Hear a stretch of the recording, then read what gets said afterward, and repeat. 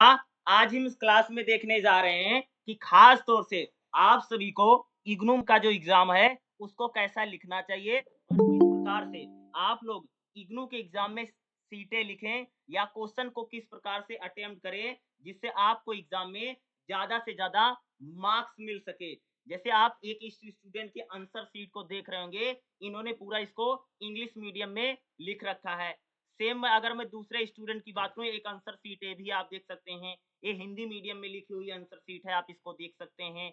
एक answer sheet मैं आपको और दिखा दे रहा हूँ, इसको भी देख सकते हैं, ये भी एक बच्चे की लिखी हुई आंसर शीट है, इन्होंने किस प्रकार से लिख रखा है। तो मैं कई सारे बच्चों की जो आंसर शीट है, देखो इन्होंने किस प्रकार से आंसर शीट में लिख रखा है। और साथ ही साथ आप सभी को एग्जाम में किस प्रकार से किसी भी क्वेश्चन को लिखना चाहिए, जैसे यहाँ पर मैं थोड़ा आपको डेमो के तहत भी दिखाऊंगा कि आपको एग्जाम में क्वेश्चन को कैसे लिखना चाहिए ताकि आप लोग इग्नू के एग्जाम में ज्यादा से ज्यादा मार्क्स को गेन कर सको।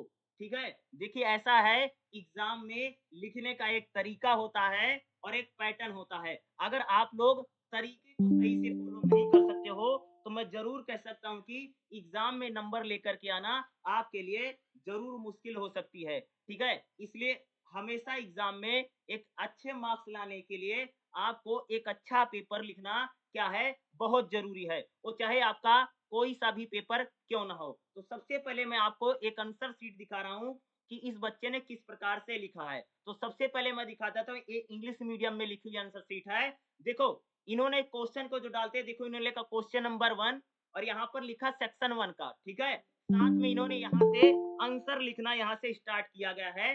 ठीक है, अब देखो यहाँ से जितना भी लिखा गया, देखो इन्होंने कैसे लिखा, जैसे गांधी जी के नीचे अंडरलाइन कर देते हैं। ठीक है, बैकग्राउंड हो या कहीं पर भी हो, जैसे बंगाल इन 1905 इनको लिखना था, 905 लिखना है, कहीं पर भी अगर आप देखेंगे जहां पर इंपॉर्टेंट पॉइंट्स हैं वहां पर इंपॉर्टेंट डेट है, नीचे यहाँ पर अंडरलाइन कर दिया जा रहा है। ठीक है, और ये देख सकते हैं पूरा इंग्लिश मीडियम में लिखी हुई इनकी क्या है, ये सीट आप देख सकते हैं। और बहुत ही ज्यादा अगर आप लोग देखेंगे इस आंसर बहुत ज्यादा फैक्चुअल लिखा गया है, फैक्चुअल आंसर लिखा गया क्योंकि हिस्ट्री में लिखा हुआ एक आंसर है।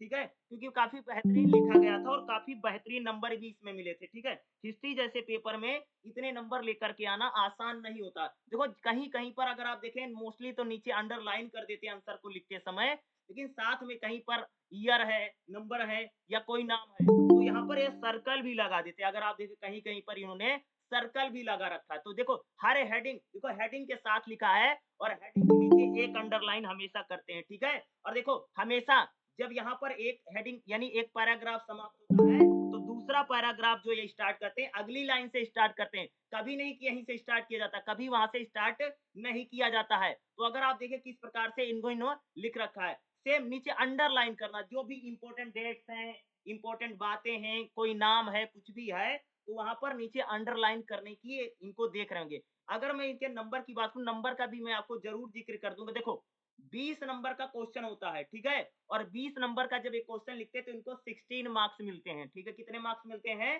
16 मार्क्स मिलते हैं। ठीक है, और हर एक क्वेश्चन में क्योंकि 5 क्वेश्चन आपको एग्जाम में लिखने को आता है तो 16 यानी 16 नंबर, 20 में से 16 नंबर वो भी एमए हिस्ट्री जैसे पेपर में लेकर के आना काफी मुश्किल होता है। ठीक है, क्योंकि इसको अचीव करना, लेकर के आना काफी हार्ड है। इस हिसाब से अगर आप देखेंगे तो इनका 80 मार्क्स आया था, कितने नंबर आए थे, 80 नंबर आए थे, वो भी मैं एमए की बात कर रहा हूँ, कोई बीए का प्रोग्राम नहीं है। ठीक है, ये देखिएगा दूसरा क्वेश्चन जो इन्होंने अटेम्प्ट कर रखा, दूसरा क्वेश्चन देखो यहाँ पर क्वेश्चन डालते हैं और यहाँ से आंसर इन्होंने लिखना स्टार्ट किया है। तो यहाँ पर शुरू में अगर आप देखोगे सब पॉइंट में भी इन्होंने बना करके लिख रखा है, लेकिन सब पॉइंट भी जहां पर बने, देखो ये नीचे अंडरलाइन करना है, अंडरलाइन करने वाला तरीका हमेशा ही रहा है।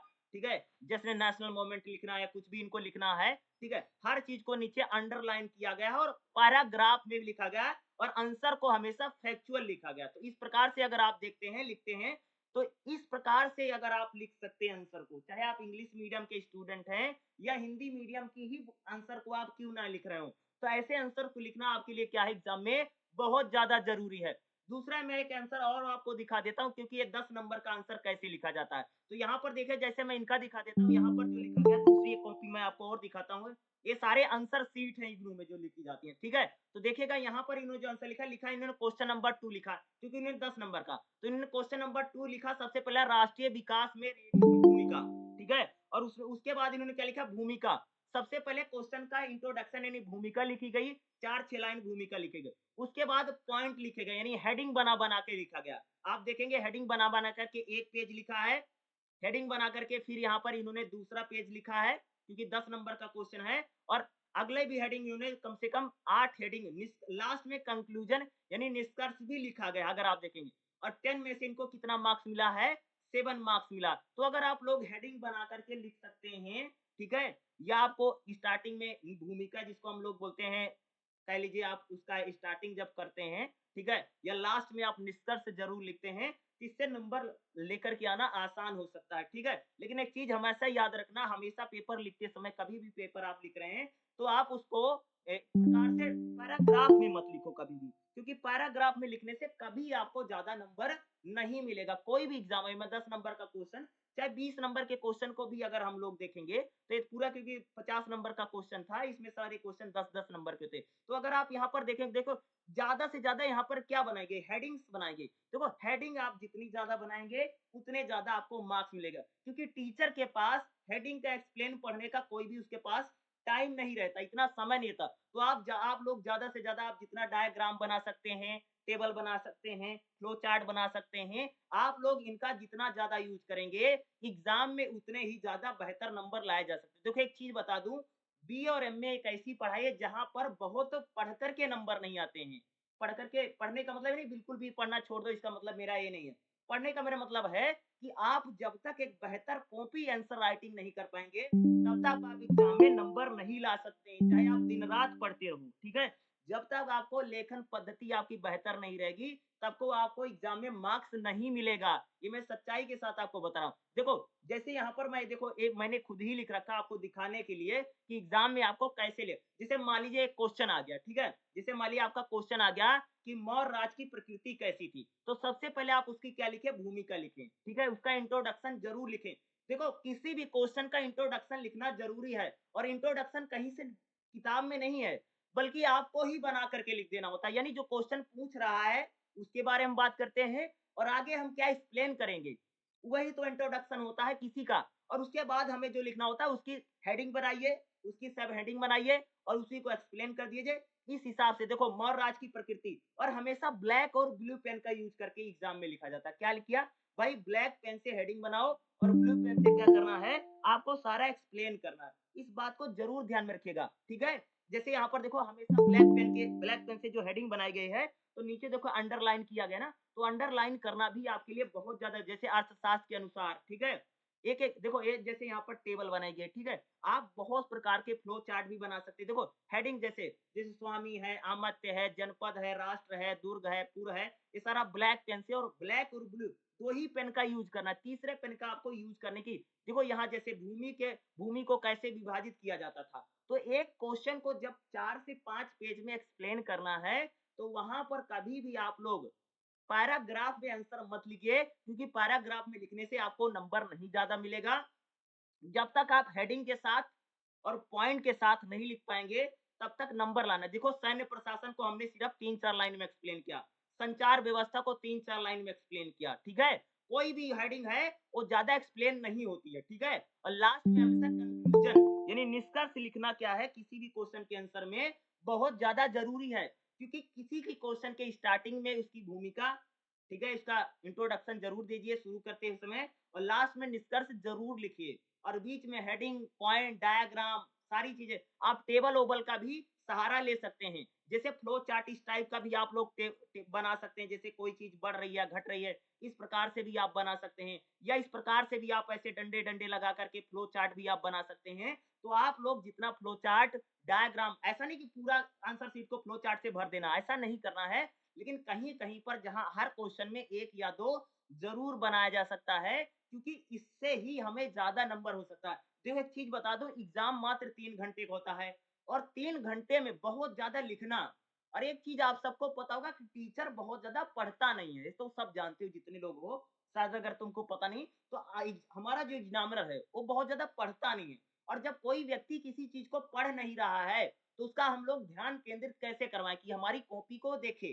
तो कॉपी को देखने के लिए आप डायग्राम वायाग्राम का यूज करेंगे, इससे नंबर बढ़ाए जा सकते हैं। या नंबर जैसे मान लीजिए कि भाई तुमने पेपर दिया, तुम्हारा 50 मार्क्स है, 50 नंबर आया, लेकिन मैं जरूर कह सकता हूँ अगर आप लोग डायग्राम का यूज करेंगे, टेबल का यूज करेंगे और फ्लो चार्ट बनाएंगे, तो मैं जरूर दावे के साथ कह सकता हूँ कि 50 की जगह पर आपका 60 यानी 60 मार्क्स आ जाएगा। नहीं, आप 50 को 60 में, 60 को 70 में, 70 को 80 में और 80 को 90 में अगर कन्वर्ट करना है, तो आपको बेहतर पेपर लिखना पड़ेगा। ठीक है, जैसे मान लीजिए कि आपने एक बार इग्नू का पेपर दिया, ठीक है, और आपका 60 मार्क्स आ गया, तो 60 मार्क्स में आपने जितनी पढ़ाई की, पढ़ाई तो उतनी ही करनी है आगे के लिए, लेकिन आपको लिखने का तौर तरीका बदलना पड़ेगा। जब तक लिखने के तौर तरीके नहीं बदलेंगे, तब तक मार्क्स को बदला नहीं जा सकता। इस बात को ध्यान रखिए। देखो जैसे मैंने यहाँ पर ये भी हिस्ट्री का ही मैंने बता रखा है। देखो जैसे यहाँ पर एक क्वेश्चन लिया गया, जैसे मान लीजिए आधुनिक विश्व के निर्माण में प्रबोधन यानी ज्ञानोदय, इनलाइटमेंट का क्या योगदान। तो किसी भी क्वेश्चन को सबसे पहले हमको क्या लिखते हैं, भूमिका। देखो यहाँ पर मैं आपको, हम लोग कैसे एक प्रकार से नोट्स बनाते हैं, खास तौर से चाहे बीए के बच्चे हों, चाहे एमए के बच्चे हों, कोई भी बच्चा हो, तो कोई भी अगर आप देखिए, सबसे पहले क्वेश्चन की भूमिका लिखिए, उसके बाद आप हर एक बात को पॉइंट में डालिए। देखो पॉइंट और हेडिंग बड़ा इंपॉर्टेंट है। अगर आपने पॉइंट बना लिया, देखो किसी भी क्वेश्चन की 10-12 पॉइंट निकाल दो। एक बात बताऊं, तुमको कोई भी क्वेश्चन अगर याद करना है, तो तुमको पढ़ना नहीं भैया, पढ़ो, पहले एक बार रीड करो और उससे 10-15 बातें निकाल लो, जो इंपॉर्टेंट बातें उनको लिख लो एक पन्ने पर। और जो लिख लिया वही जाकर के एग्जाम में हमारी हेडिंग बन गई और उन्हीं को जाकर के एक्सप्लेन मार देना है। इससे जल्दी याद हो सकता है, इससे नंबर ज्यादा बेहतर आ सकते हैं। ठीक है, देखो देखो मैंने किस प्रकार से क्वेश्चन की हेडिंग निकाली, देखो कितनी सारी हेडिंग, छोटी छोटी मैंने हेडिंग निकाली है। और बाद में क्योंकि मैंने पढ़ाने के लिए इनके लिए निकालता हूँ, एमए में पढ़ा रहा था, ठीक है, और दिखाने के लिए कि आप जितनी हेडिंग निकालोगे, और हेडिंग को लास्ट में हम लोगों को क्या करना है, सिर्फ एक्सप्लेन करना है। ठीक है, आप लोग कहीं पर भी नोट्स बना रहे हैं, देखो लास्ट में निष्कर्ष मैंने लिख दिया, तो इस प्रकार से अगर आप लोग करेंगे तो 4-5 पेज लिखना आपके लिए आसान हो जाएगा। देखो हेडिंग के दम पर, पॉइंट के दम पर, फ्लो चार्ट के दम पर और डायग्राम के बेस पर ही ग्रेजुएशन और पोस्ट ग्रेजुएशन के एग्जाम को क्रैक क्रैक किया जा सकता है या बेहतर मार्क्स लाए जा सकते हैं। बाकी इसका कोई रास्ता नहीं है। ठीक है, ये नहीं है कि भाई मान लीजिए कि आपने पहली बार पेपर दिया, आपका 50 मार्क्स आ गया, अब सोच रहे हैं, आपने एक महीना पढ़ा था 50 आया, अब सोच रहे हो कि मैं 6 महीने पढ़ लूंगा तो मेरा 80 आ जाएगा। ऐसा जिंदगी में कभी नहीं आएगा, क्योंकि नंबर जो चेंज होगा वो लेखन के तौर तरीके से ही आता है। ठीक है, ठीक है, इस बात को मेरी ध्यान से समझ लीजिएगा। ठीक है, ये मैं अपने अकॉर्डिंग और अपने आकलन के अनुसार, क्योंकि मेरी भी जितनी भी मैंने पढ़ाई कर रखी है, वहां अगर मैं सच में बता दूं, मैं अपने बीए के नंबर और एमए के नंबरों में बदलाव नहीं कर पाया। अगर मैं सच में बता दूं कि अगर मैं खुद पेपर लिखता था, मेरे 70 मार्क्स आते, जैसे मान लीजिए कि अगर मैं 100 नंबर का पेपर लिखता हूं तो मेरे 70 मार्क्स आते थे, तो मेरे बीए में भी 70 आता था और मेरे एमए चाह गए उसमें भी मेरा 70 ही आता था। ऐसा नहीं था, अगर मैं कम पढ़ के जाऊं तब भी मेरा 70 आ रहा है और ज्यादा पढ़ के जा रहा हूं तब भी मेरा 70 आ रहा है। इसका मतलब क्या, क्योंकि मेरा लिखने का तौर तरीका बदला नहीं, या मेरे पास इतना समय नहीं था कि मैं तौर तरीका बदल पाता उस टाइम। ठीक है, मेरे कहने का मतलब ये है कि जब तक लिखने के तौर तरीके नहीं बदलेंगे, जब तक लिखने का पेपर आंसर राइटिंग का तरीका नहीं बदलेगा, तब तक मार्क्स को बदलना बड़ा डिफिकल्ट है, नहीं बदल पाओगे। कोई नहीं बदल पाए भाई, हम खुद नहीं बदल पाए, दूसरे की क्या बताएं। देखो एक चीज बता दूं, देखो इस टाइप के बच्चे जो आंसर लिखते, देखो इनका आंसर शीट मैं इसलिए दिखा रहा हूँ क्योंकि इनकी दिखानी जरूरी है। देखो इन्होंने जब अपना एग्जाम दिया था, इनको मात्र टीचर ने 13 नंबर दिए। कितने नंबर दिए थे एग्जाम में भाई, 50 नंबर का पेपर था और इनको मात्र कितने मार्क्स मिले थे, 13 मार्क्स मिला था।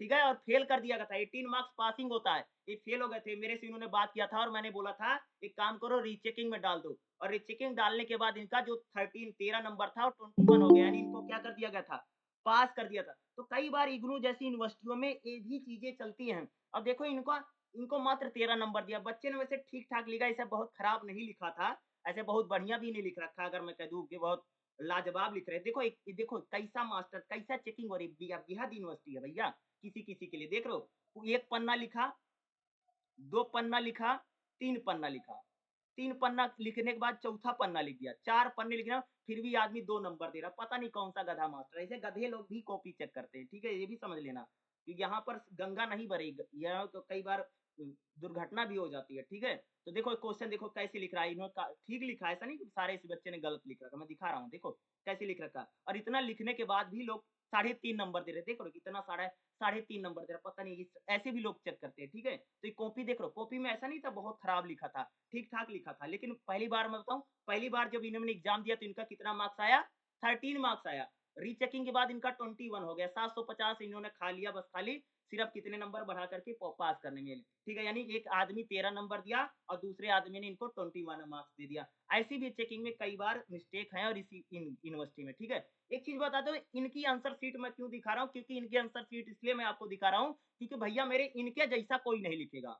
क्योंकि ये लिखने के जो तौर तरीके हैं, इनका मैं बता देता हूँ, ये मेरे से हमेशा पूछते रहते थे मेरा नंबर क्यों कम आ रहा, मेरा नंबर मैं पूरा भर के आ रहा हूँ फिर भी नंबर नहीं दे रहा। ठीक है, देखो ये पता नहीं कहाँ कौन सी दुनिया से आए थे, पता नहीं क्या लिखते हैं। मैं इनको आपको सजग कर रहा हूँ इनकी आंसर शीट। देखो भाई मेरे, ऐसा कोई दूर-दूर नहीं लिखा है पेपर में। देख रहे हो इधर इतना लाइन छोड़ के लिख रहा है। अरे पागल आदमी, इधर दुनिया छोड़ती है, तुम इधर छोड़ रहे हो। ठीक है? देखो कभी भी क्वेश्चन में देखो एक लाइन में सिर्फ 3 अक्षर लिखता है, 4 अक्षर लिखता है। अरे मास्टर पागल थोड़ी है। देखो मानव लिख रहा किसी संगठन में कार्य कर रहे व्यक्ति ही मानव कहलाता है। अरे चलो बालिया, लेकिन इतना दूर-दूर मत लिखो। कभी भी पेपर में ऐसा मत लिख देना कि दूर-दूर लिख रहे हैं ताकि पन्ना भर जाए। अरे जो पेपर चेक करने वाला है वो भी कभी स्टूडेंट था और तुम्हारी हरकतों को जानता है वो आदमी, ठीक है? तो भाई मेरे ऐसा हरकत मत कर देना, ऐसे लिखने से पास तो हो जाओगे, लेकिन नंबर बहुत कम देता है यार, सच में बताओ। अरे तो पूरी कॉपी भी तुम भरोगे फालतू में। तो ऐसा दूर-दूर मत लिखना, जैसे सोशल डिस्टेंसिंग पूरा कर रखा, कोरोना यहीं फैल गया है, ठीक है? भैया मेरे ऐसा मत करना, एक लाइन में 3 अक्षर लिख रहे हैं, 4 और कोई लाइन छोड़-छोड़ के मत लिखना, ठीक है? इस चीज़ को मैं बता देता हूँ। इस चीज़ को ज़रूर याद रखना, ठीक है भाई? याद रखना इस चीज़ को जो मैं बता रहा हूँ, ठीक है? और कभी भी एग्ज़ाम में लिख रहे हो ना, जैसे मान लो तुमने लिख दिया, तुमने लिखा मानव संसाधन और तुमने मानव संसाधन लिखने में गलती कर दी, तो कभी भी लिखा हुआ गलत नहीं काटेगा कोई। गलत हो गया तो हो गया गलत, सही नहीं करना है। काटा नहीं, काटा-पीटी कभी मत करना आंसर शीट में। क्योंकि भाई गलत हो गया तो उसपे टीचर का दिमाग ध्यान नहीं जाएगा, लेकिन तुमने गलत काट दिया तो उसका ध्यान जरूर चला जाएगा। तो काटा पीटी ऐसे नहीं करना, ऐसे काटा फाटा कर रहे हो ऐसे मत कर देना। इसका बड़ा बुरा है। जैसे मान लो यहाँ पर लिखा आवश्यकता अनुसार और आवश्यकता अनुसार गलत हो गया, तो इसको काटना नहीं है कभी, एक चीज मैं बता दें। और कभी भी फ्लूट व्लूट का यूज नहीं करना, एक चीज मैं बता देता हूँ। ब्लैक ब्लू पेन का यूज करो, बाकी कोई चीज यूज करने की जरूरत नहीं है। और हमेशा कभी भी जो डायग्राम बनाते हो, जो टेबल बनाते, कोई भी अगर डायग्राम बच्चा बना रहा है तो सभी भाई मेरे पेन से ही बनाना है, कोई पेंसिल नहीं यूज करेगा। पेंसिल से नहीं बनाना है, ठीक है? ये इस चीज को याद रखिएगा। चलिए कुछ चीज और मैं आपको दिखा देता हूँ, ठीक है? देखो ये चीज मैं क्यों दिखा, देखो एग्जाम में किसी भी क्वेश्चन को कैसे देखो, जैसे यहाँ पर मैंने एक क्वेश्चन लिया, हरित प्रौद्योगिकी की विशेषता बताइए। क्वेश्चन आ गया भैया कि हरित प्रौद्योगिकी क्या है, ठीक है? ग्रीन टेक्नोलॉजी की विशेषता क्या है? तो सबसे पहले क्वेश्चन में हम लोग लिखते हैं भूमिका। भूमिका 4-6 लाइन की हुई, फिर हरित प्रौद्योगिकी की विशेषता। तो पहली पहली विशेषता ली, उसका हमने ब्लैक पेन से लिखा, फिर उसको एक्सप्लेन किया। फिर दूसरी विशेषता ली कम लागत, उसको 4-6 लाइन में एक्सप्लेन किया। फिर तीसरी विशेषता द्वितीयक प्रदूषकों का गैर प्रजनन, 3-4 लाइन में एक्सप्लेन किया। चौथी हेडिंग ली नवीकरणीय ऊर्जा और उसका प्रयोग, 3-4 लाइन में एक्सप्लेन किया। पांचवी हेडिंग ली मानव स्वास्थ्य और पारिस्थितिक तंत्र में के लिए लाभकारी, 4-6 लाइन में एक्सप्लेन किया। ठीक है, फिर लिखा हरित प्रौद्योगिकी, इसका फिर बता रहे हैं निगरानी और मूल्यांकन में प्रौद्योगिकी, हेडिंग लिखा एक्सप्लेन किया, उदाहरण इसका एग्जाम्पल भी लिख दिया। दूसरा विनिकरण प्रौद्योगिकी, हेडिंग यानी हेडिंग बना करके, ठीक है? हमेशा हेडिंग बना करके और पॉइंट बना करके ही लिखना है, ठीक है? और देखो कभी भी इस प्रकार से भी आप लोग टेबल बना सकते हैं, जैसे यहाँ पर भी एक मैंने डायग्राम बना करके दिखाया है। जैसे यहाँ पर दिखा हरित प्रौद्योगिकी विशेषताएं कौन कौन सी, देखो यहाँ पर मैंने लिख दिया पूरे टेबल में, मैंने इसको भी यहाँ पर बता दिया। हरित प्रौद्योगिकी के नियंत्रण श्रेणियां कौन कौन सी, श्रेणियां भी मैंने बता दी। और लास्ट में एग्जाम में हमेशा निष्कर्ष लिखा जाता ही जाता है इस बात को। अब मैं एग्जाम में कुछ पैटर्न की बात करता हूँ, एग्जाम में लिखने का थोड़ा देखते हो, तो पता तो दिया मैं, देखो हमेशा कभी कोई भी क्वेश्चन चलो हम ले लेते हैं, जैसे मान लो भैया कोई क्वेश्चन आया तो सबसे पहले भूमिका लिखना है, इंट्रोडक्शन लिखना। इंट्रोडक्शन में क्या होता है कि जो प्रश्न पूछा गया है उसका हल्का सा आंसर लिखा जाता है और आगे हम क्या चीजें एक्सप्लेन करने जा रहे हैं उसके बारे में हम लोग लिखते हैं। और फिर हम लोग हेडिंग स्टार्ट करते हैं। जैसे मान लिया हमने उसकी 10-12 हेडिंग बना रखी, तो हम लोग लिखेंगे क्वेश्चन का, लिखेंगे एक है उसकी हेडिंग। तो हमेशा हेडिंग, जैसे मैं एग्जांपल लेता हूं, जैसे क्वेश्चन आ गया फर्स्ट वर्ल्ड वार क्यों हुआ था, रीजन, फर्स्ट वर्ल्ड वार के रीजन क्या है? भैया रीजन क्या है? जैसे फर्स्ट होल्डर का रीजन क्या है? साम्राज्यवाद, प्रतिस्पर्धा है, हथियारों की दौड़ है, उग्र राष्ट्रवाद है, मीडिया की नकारात्मक भूमिका है, गुप्त संधियाँ हैं, ठीक है? इस प्रकार से जितनी हेडिंग है, इनको लिखते जाओ और इनको एक्सप्लेन करते चले जाओ। इस प्रकार से हमेशा क्वेश्चन को लिखा जाता है। जैसे जैसे हेडिंग बता, प्रथम विश्व युद्ध के कारण क्या है? देखो मैंने यहाँ पर डायग्राम लिया, डायग्राम लिखा और उसके वहाँ पर फिर ये हेडिंग आ गई, ठीक है? समझाने के लिए रहा हूँ। जैसे हथियारों की दौड़ एक्सप्लेन किया 4-6 लाइन में, उग्र राष्ट्रवाद हेडिंग बनाया, 4-6 लाइन एक्सप्लेन किया। ऑस्ट्रिया की राजकुमार की हत्या लिखा, 4-5 लाइन में एक्सप्लेन किया। मीडिया की नकारात्मक भूमिका 4-6 लाइन में एक्सप्लेन किया। फिर लिखा गुप्त संधियाँ एक्सप्लेन, लास्ट में निष्कर्ष लिख दिया। और हमेशा किसी भी 20 नंबर के क्वेश्चन को मिनिमम 4 पेज में लिखना। 4 पेज मतलब समझते हो? जैसे एग्ज़ाम की आंसर शीट है, जैसे मैं ले लेता हूँ, जैसे मान लीजिए एग्ज़ाम की आंसर शीट है, ठीक है? एग्ज़ाम की आंसर शीट है, तो जैसे मान लो ए 1 पेज, ये हमारा दूसरा पेज और ये हमारा तीसरा पेज और ये हमारा चौथा पेज। इतना तो मिनिमम 20 मार्क्स में लिखना है, 20 नंबर में। अब बताओ भैया, अब बता देता हूँ कि 10 नंबर में कितना लिखना है। 10 नंबर में इतना, एक पन्ना ये पूरा लिख दिया, 1 पेज लिख दिया और ये दूसरा लिख दिया। इसको भी पूरा लिख दिया। ये 10 नंबर में इतना लिखना है। लेकिन मान लो अगर आप तुम्हारी कम है स्पीड तो 2 लिख देना। जैसे थोड़ी ज़्यादा है तो आप 3 कर देना। 3 से ज़्यादा कोई भी 10 नंबर में नहीं लिखेगा। और देखो जो 4 पेज मैंने बताया ना, इतना तो लिखना, थोड़ा स्पीड बना कर के लिखा जाता है, ठीक है? इसलिए हमेशा मैं बताता हूँ कि आप लोग प्रैक्टिस ज़रूर करते रहो। प्रैक्टिस करना क्या है, बहुत ज़रूरी है। आप लोग कम से कम ये तो देख लो कि भई आप कितना लिख पाते हो, कितना जल्दी लिख पाते हो या नहीं लिख पाते। जो-जो चीज़ें मैं बता रहा हूँ ना, भई इस प्रकार की कोई नहीं लिखेगा, ये बेहद कॉपी है, ठीक है? और इन्होंने मेरे पास पता है पूरे 26 के 26 पन्ने भर के आते, पूरे सीटी भर के आता था। लड़का मैं बता देता हूँ, इनको 40 नंबर, 45 नंबर, 42 नंबर, यानी 40, 42, 44, 45 ऐसे ही नंबर मिलता था, बल्कि पूरा आंसर शीट भर के आती थी, ठीक है? इन्होंने मेरे पास भेजा भी था और मैंने बोला था कि मेरा मार्क्स बढ़ जाएगा क्या? तो मैंने बोला था, उन्होंने पूछा था कि मैं तो पूरा लिख करके आ रहा हूँ, फिर भी गुरु मेरे को नंबर कम दे रहा है। तो मैंने बोला एक काम करो, आंसर शीट मँगवाओ। तो आंसर शीट मँगवाई, तब भैया दूध का दूध पानी का पानी हो गया, क्योंकि इनका लिखने का ही तरीका गलत निकला, ठीक है? इतना दूर-दूर लिखते थे, इसलिए टीचर वहाँ पर क्या होता है, कम नंबर कई बार दे सकता है, ठीक है? तो ऐसे दूर-दूर मत लिखना और कोई भी लाइन छोड़ के और कोई भी बहुत मिला-मिला कर मत लिखना। एक हेडिंग के दूसरी हेडिंग में थोड़ा एक लाइन छोड़ देना, गैपिंग कर लेना, ठीक है? क्योंकि मात्र 3 घंटे का समय होता है, कुछ पेपर मात्र 2 घंटे के होते। समय बड़ी जल्दी निकल जाता है, तो जो-जो चीज़ें मैंने आपको बताई हैं, इन सभी चीज़ों को आपको याद ज़रूर रखना है, ठीक है? अगर आप लोग ऐसा आंसर लिखेंगे, तो मैं ज़रूर कह सकता हूँ कि एग्ज़ाम में आपको अच्छा खासा मार्क्स ज़रूर मिलेगा, ठीक है? देखो एक क्वेश्चन मैं और दिखा देता हूँ, जैसे मान लीजिए कि जैसे मान लो कि प्रथम विश्व युद्ध के कारण मैंने आपको बताया ना, तो एक क्वेश्चन और दिखा देता हूँ। जैसे मान लीजिए कि क्वेश्चन जैसे मान लिया प्रथम यही है दोनों क्या? जैसे ये अच्छा यही है, ठीक है? तो वही बता रहा हूँ कि आपको लगभग इसी प्रकार से लिखना है, जैसे मैंने यहाँ पर आपको बताया ना कि देखो किसी भी क्वेश्चन की सबसे पहले भूमिका, फिर उसका हेडिंग का डायग्राम बना दो, डायग्राम बनाने के अलग-अलग तरीके हैं, फिर सारी हेडिंग लिख दो, हेडिंग को एक्सप्लेन कर दो, लास्ट में भैया निष्कर्ष लिख लो। और अगर ज़्यादा पन्ना लिखना है तो हेडिंग ज़्यादा से ज़्यादा हो जाएगी और कम पेज में लिखना है तो हेडिंग को कम कर दो, सिंपल सी बात है। लास्ट में कंक्लूजन एंड निष्कर्ष लिख दो। लिखने का पेपर का तौर तरीका यही होता है। मैंने आपको आंसर शीटें भी दिखा दी कि किस प्रकार से लिखा जाता है। अब देखो एक चीज़ मैं बता दूँ, जैसे मान लो कि जैसे मैं आंसर एक दिखा देता हूँ, जैसे मान लो कि इसको लिख रहे हो ना, इस वाले इसमें मैं बताता हूँ, ठीक है? जैसे इसमें लिख रहा हूँ ना, जैसे आपको इम्पोर्टेंट कुछ लगता है ना, जैसे मान लो कि हमें विद्वानक स्रोतों के आधार पे आप लोग बीच में ऐसे अंडरलाइन ऐसे भी कई बार, जैसे मुगलों, जैसे यहाँ पर इस बच्चे ने किया था ना, इसकी मैं बात कर रहा हूँ, ठीक है? इस वाली आंसर शीट में जब हम लोगों ने बात की, इंग्लिश मीडियम में जब देख रहे थे, इन्होंने जो लिख रखा है ये आंसर शीट में, ठीक है? देखो इनके में लिखने में फ़र्क ये था, जैसे 20 नंबर में 16 मार्क्स तो मिल रहा है, ठीक है? 20 नवंबर में से 16 मार्क्स, और क्योंकि ये मास्टर डिग्री है, एमए की कॉपियाँ हैं, ठीक है?